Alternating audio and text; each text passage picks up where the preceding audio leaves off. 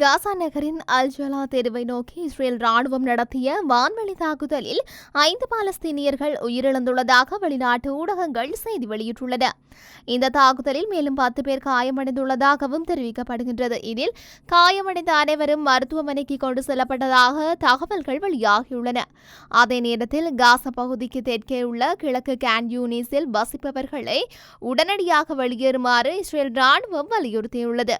இதுகுறித்து இஸ்ரேல் ராணுவ செய்தியாளர் தொடர்பாளர் அவிச்சாய் அட்ரோ தனது எக்ஸ் தளத்தில் வெளியிட்டுள்ள பதிவில் கேன் யூனிஸின் கிழக்கே உள்ள பகுதியில் வசிப்பவர்கள் மற்றும் இடம்பெயர்ந்தவர்களை உடனடியாக மனிதாபிமான மண்டலத்திற்கு வெளியேற்றுமாறு வலியுறுத்தினார். ஐக்கிய நாட்டு நிறுவனம் அனுமதி வழங்கினால் பாலஸ்தீனத்துக்கு அமைதி படையை அனுப்புவது தொடர்பில் இந்தோனேஷியாவுடன் ஒத்துழைக்க மலேசியா தயாராக இருப்பதாக மலேசிய பிரதமர் அன்வார் இப்ராஹிம் கூறியுள்ளார். இந்தோனேஷியாவின் புதிய ஜனாதிபதியாக தேர்ந்தெடுக்கப்பட்டுள்ள அந்த நாட்டு தற்காதுகாப்பு அமைச்சர் பிரேபாவா சுபியாந்தோவுடன் நேற்று முன்தினம் ஜூலை 1 அன்னவர் தொலைபேசியில் வழியாக பேசினார். இரு தலைவர்களின் கலந்துரையாடல்களில் பாலஸ்தீனம் குறித்த பேச்சு முக்கிய பங்கு வகித்தது. மலேசியா இந்தோனேஷியா அனைத்துலக அமைதிப்படையின் ஒத்துழைப்பு எனும் யோசனையையும் இந்த ஒத்துழைப்பை ஆசியான் வட்டாரமும் முழுவுக்கும் விரிவுபடுத்தும் திட்டத்தை தாம் வரவேற்பதாக மலேசிய பிரதமர் கூறினார். தொலைபேசி வழியான கலந்துரையாடலில் தாங்கள் நடப்பு விவகாரங்கள் குறித்து பேசியதாக அவர் சொன்னார். 1960 முதல் 38க்கும் மேற்பட்ட அமைதிப்படை நடவடிக்கைகளில் மலேசியா பங்கெடுத்துள்ளது. லெபனானின் மேற்கொள்ளப்பட்ட நடவடிக்கைகளையும் அதில் அடங்கும் என்று ஐநாவுக்கான மலேசியாவின் நிரந்தர படைக்குழுவினர் ராணுவ ஆலோசகர் கர்னல் ஷம்சுரி நுருதீன் பிப்ரவரி மாதம் ஆற்றிய உரையொன்றில் குறிப்பிட்டிருந்தார். ஐநா அறிக்கையில் ஏப்ரல் மாத இறுதியில் நிலவரப்படி ஐநா அமைதிப்படை நடவடிக்கைகளில் இந்தோனேஷிய ராணுவத்தினர் 2715 பேர் ஈடுபட்டிருந்ததாக கூறப்பட்டுள்ளது. மலேசிய பிரதமர் அன்வார் பாலஸ்தீனத்திற்கு வலுவான ஆதரவு குரல் எழுப்புவார், ஹமாஸ் தரப்புடனான மலேசியாவின் உறவுகளை தற்காத்து பேசுவார் என்பதை CNN சுட்டிக்காட்டியது. காசா போர் தொடங்கியதில் இஸ்ரேலுக்கு நெருக்குதல் தர அமெரிக்காவும் இதர மேலை நாடுகளும் தயங்குவது குறித்து திரு அன்வார் ஏற்கனவே கவலை தெரிவித்ததையும் அது குறிப்பிட்டது. இம்ரான்கானுக்கு எதிராக பதிவு செய்யப்பட்டுள்ள பல வழக்குகள் குறித்து ஐக்கிய நாடுகள் சபையின் கோரிக்கைக்கு பாகிஸ்தான் அரசு பதிலளித்துள்ள விடயம் சர்ச்சையை ஏற்படுத்தியுள்ளதாக அந்த நாட்டு செய்திகளில் குறிப்பிடப்பட்டுள்ளது. குறித்த விடயம் தொடர்பில் மேலும் தெரிய வருகையில் பாகிஸ்தானின் முன்னாள் கிரிக்கெட் வீரரும் முன்னாள் பிரதமருமான இம்ரான் பல்வேறு வழக்குகளில் குற்றம் சாட்டப்பட்டு கடந்த ஆண்டு ஆகஸ்ட் மாதம் முதல் சிறையில் அடைக்கப்பட்டுள்ளார். இதற்கிடையில் பாகிஸ்தான் முன்னாள் பிரதமர் இம்ரான்கான் கைது செய்யப்பட்டிருப்பது தன்னிச்சையானது மற்றும் சர்வதேச சட்டத்தை மீறும் செயலாகும். எனவே அவரை உடனடியாக விடுதலை செய்து நட்டஈடு வழங்க வேண்டும் என ஐக்கிய நாடுகள் சபையின் தன்னிச்சையான தடுப்பு காவல் செயற்குழு கோரிக்கை விடுத்துள்ளது. மேலும் ஏப்ரல் 2022 இம்ரான்கான் வெளியேற்றப்பட்டதிலிருந்து அவருக்கு எதிராக பதிவு செய்யப்பட்டுள்ள பல வழக்குகள் குறித்து ஐநா கவலை கொண்டுள்ளது.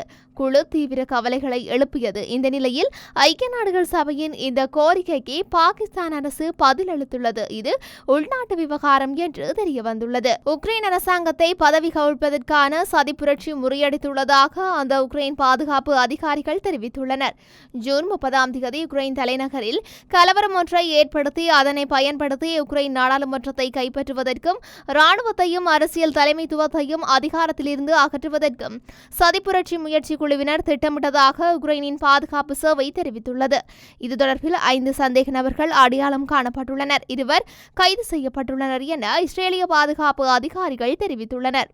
அத்தோடு குற்றமுயற்சியை உறுதிப்படுத்தும் பல பொருட்கள், ஆயுதங்கள் போன்றவை கைப்பற்றப்பட்டுள்ளதாக அவர்கள் குறிப்பிட்டுள்ளனர். சதிப்புரட்சி குழுவின் தலைவர் 2000 பேர் அமரக்கூடிய மண்டபம் ஒன்றை வாடகைக்கு எடுத்து நாடாளுமன்றத்தை கைப்பற்றுவதற்காக தனியார் பாதுகாப்பு நிறுவனங்களை சேர்த்து பாதுகாப்பு உத்தியோகத்தர்கள் இராணுவத்தினரை சேர்த்துக் கொண்டார் என உக்ரைன் அதிகாரிகள் தெரிவித்துள்ளனர். குற்றவாளிகள் என உறுதி செய்யப்பட்டால் அவர்களுக்கு 10 வருட சிறை தண்டனை விதிக்கப்படலாம் என்றும் தெரிவிக்கப்படுகின்றது. அதேவேளை எனினும் குற்றம் சாட்டப்பட்டவர்களுக்கு ரஷ்யாவுடன் தொடர்புள்ளதா என்ற விவரங்கள் வெளியாகவில்லை. அமெரிக்க ஜனாதிபதி ஒருவரின் பதவி காலத்தில் எடுக்கப்பட்ட உத்தியோகபூர்வ முடிவுகளை எதிர்த்து ஒருபோதும் வழக்கு தொடர முடியாது எனவும் அதற்கமைய டொனால்ட் ட்ரம்பிற்கும் இது பொருந்தும் என்றும் உச்சநீதிமன்றம் தீர்ப்பளித்துள்ளது. ஜனாதிபதியாக இருக்கும்போது பணிக்காலத்தை தாண்டி சிறப்புரிமை நீடிக்கப்படுவதாகவும் இதன் காரணமாக டொனால்ட் ட்ரம்ப் மீது குற்றப்பத்திரிகை தாக்கல் செய்வதில் தடைகள் இருப்பதாகவும் உச்சநீதிமன்றம் கூறியுள்ளது. 2020 ஜனாதிபதி தேர்தல் முடிவுகளை மாற்ற சதி செய்ததாக ட்ரம்ப் மீது சுமத்தப்பட்ட குற்றச்சாட்டுகளை எதிர்த்து தாக்கல் செய்யப்பட்ட மேன்முறையீடு 9 நீதிபதிகள் கொண்ட உச்சநீதிமன்றம் பெஞ்ச் முன்னிலையில் விசாரிக்கப்பட்டு 6 நீதிபதிகள் உடன்பட்டு தீர்ப்பு அறிவிக்கப்பட்டது. உச்சநீதிமன்றம் இந்த முடிவை அறிவித்த பிறகு 2020 ஜனாதிபதி தேர்தலின் தேர்தல் முடிவுகள் மாற்றியமைக்கும் சதியின் கீழ் டொனால்ட் ட்ரம்ப் மீதான குற்றச்சாட்டுகளை விசாரிக்கும் நீதிபதி தன்யா சுட்கானுக்கு இந்த முடிவு அனுப்பப்பட்டது. இந்த நிலையில் உச்சநீதிமன்ற தீர்ப்புக்கு டொனால்ட் ட்ரம்ப் தனது பாராட்டுகளை தெரிவித்துள்ள அதேவேளை ஜனாதிபதி பைடன் இந்த முடிவை கடுமையாக விமர்சித்துள்ளார். கனடா தினத்தை முன்னிட்டு பிரதமர் ஜஸ்டின் ட்ரூடோ வாழ்த்து செய்தி ஒன்றை வெளியிட்டுள்ளார். அனைவருக்கும் இனிய கனடா தின வாழ்த்துக்கள் எனவும் உலகில் எங்கிருந்தாலும் அனைவருக்கும் தமது வாழ்த்துக்களை தெரிவிப்பதாகவும் அவர் குறிப்பிட்டுள்ளார். காணொலி ஒன்றின் மூலம் அவர் இவ்வாறு தனது வாழ்த்து செய்தியினை வெளியிட்டுள்ளார். பழங்குடியின மக்களுடன் இணைந்து 157 ஆண்டுகளுக்கு முன்னர் இந்த தேசம் மலர்ந்தது என அவர் தெரிவித்துள்ளார். இது தியாகத்தின் கதை எனவும் எமது மூதாதையர்கள் பாரிய அர்ப்பணிப்புடன் இந்த தேசத்தை கட்டியெழுப்பியுள்ளதாகவும் அவர் குறிப்பிட்டுள்ளார்.